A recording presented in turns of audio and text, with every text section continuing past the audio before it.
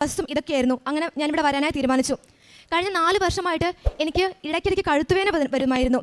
മാസത്തിൽ ഒരിക്കൽ എന്ന വണ്ണം കഴുത്തുളുക്കുക, അത് പിന്നീട് ഫിസിയോതെറാപ്പി ചെയ്യുക, അങ്ങനെ വല്ലാത്ത വേദനയിലും കാര്യങ്ങളിലൊക്കെ ആയിരുന്നു.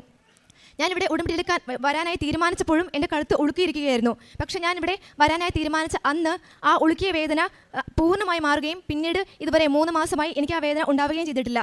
അതിനുശേഷം ഞാൻ 12 മണിക്കൂറൊക്കെ നീളുന്ന യാത്രകൾ ഒറ്റ സ്ട്രെച്ചിൽ യാത്ര ചെയ്തിട്ടും ഒരുപാട് പണികൾ ചെയ്തിട്ടും ഒക്കെയും എനിക്ക് ആ വേദന പിന്നീട് ഇന്ന് വരെ ഉണ്ടായിട്ടില്ല. എൻ്റെ മാതാവ് എനിക്ക് ആ അസുഖം പൂർണ്ണമായി മാറ്റിത്തന്നു. അങ്ങനെ ഞാൻ ഇവിടെ വന്ന് ഉടമ്പടി എടുത്തു.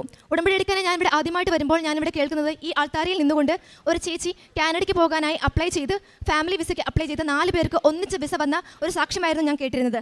അപ്പോൾ ഞാനെൻ്റെ അമ്മ മാതാവിനോട് പറഞ്ഞു, എൻ്റെ മാതാവേ, ഈ ചേച്ചിയെ പോലെ നിൻ്റെ നാമം മഹത്വപ്പെടുത്താനായി ഈ ആൾത്താരയിൽ വന്ന് സാക്ഷ്യം പറയാനായി എനിക്കും അവസരം തരണമെന്നായിരുന്നു ഞാൻ അന്ന് തൊട്ട് ഇന്ന് വരെയും പ്രാർത്ഥിച്ചിരുന്നത്.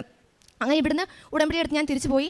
6 ദിവസങ്ങൾക്ക് ശേഷമാണ് ഞാൻ വീട്ടിലേക്ക് തിരിച്ചു ചെല്ലുന്നത്. എനിക്കിവിടെ കോട്ടയത്ത് എൻ്റെ ചേച്ചിയുടെ വീടുണ്ടായാൽ അവിടെയായിരുന്നു ഞാൻ. വീട്ടിൽ തിരിച്ചു തന്നാണ് എനിക്ക് കുമ്പസാരിക്കാൻ അവസരം കിട്ടുന്നത്. ഞാൻ അന്ന് ജീവിതത്തിൽ ആദ്യമായി ആദ്യ കുർബാനയ്ക്ക് കുമ്പസാരിക്കുന്ന പോലെ 10 കൽപ്പനകളും അനലൈസ് ചെയ്ത് ഒരു പേപ്പറിൽ എഴുതി പോയി കരഞ്ഞ് അനുദപിച്ച് ഞാനൊരു നല്ല കുമ്പസാരം നടത്തി. ഒക്ടോബർ 6-ാം തീയതി വൈകുന്നേരത്തെ പ്രാർത്ഥനയോട് കൂടി എൻ്റെ ഉടമ്പടി തുടങ്ങി. ആ പ്രാർത്ഥന ചൊല്ലി എഴുന്നേറ്റ് ആ നിമിഷം തന്നെ എനിക്ക് എൻ്റെ ഫോണിൽ മെയിൽ വന്നു. 3.5 മാസമായി എനിക്ക് വരാതിരുന്ന ഓഫർ ലെറ്റർ എൻ്റെ മാതാവ് എനിക്ക് നൽകി. ആ നിമിഷം തൊട്ട് ഞാൻ തിരിച്ചറിയുകയായിരുന്നു, എൻ്റെ മാതാവ് എന്നെ അനുഗ്രഹിക്കുന്നതും എന്നെ കൈവെളിയിൽ കൊണ്ടു നടക്കുന്നതും. ആ നിമിഷം തൊട്ട് അന്ന് തൊട്ടും ഇന്ന് വരേക്കും മാതാവ് എന്നെ അമ്മയുടെ കൈവെളിയിലാണ് കൊണ്ടു നടന്നിരുന്നത്. 10 ദിവസങ്ങൾക്കകം എനിക്ക് 18 ലക്ഷം രൂപ ഫീസ് അടയ്ക്കണം. കയ്യിലാകെയുള്ളത് 3-4 ലക്ഷം രൂപ മാത്രം.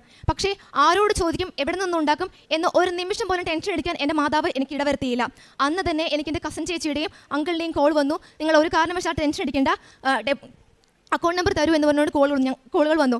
ഞങ്ങൾ അവരോട് ഞങ്ങൾക്ക് സാമ്പത്തിക ബുദ്ധിമുട്ടുണ്ട് എന്നോ ഫീസ് അടയ്ക്കാൻ ക്യാഷ് ഇല്ല എന്നോ പറഞ്ഞിട്ടില്ല. പക്ഷേ എൻ്റെ മാതാവ് പറഞ്ഞിട്ട് എന്ന വണ്ണം അവർ വിളിക്കുകയായിരുന്നു. അങ്ങനെ 10 ദിവസങ്ങൾ കൊണ്ട് 18 ലക്ഷം രൂപ ഫീസ് അടച്ചു. എനിക്ക് വന്നിരുന്നത് കണ്ടീഷണൽ ഓഫർ ലെറ്ററാണ്. 25 ദിവസങ്ങൾക്കകം കോളേജിൽ ട്രാൻസ്ക്രിപ്റ്റ് സബ്മിറ്റ് ചെയ്യണം. യൂണിവേഴ്സിറ്റിയിൽ ചെന്നപ്പോൾ 2 മാസങ്ങൾ കൊണ്ടേ ട്രാൻസ്ക്രിപ്റ്റ് കിട്ടൂ എന്ന് പറഞ്ഞു.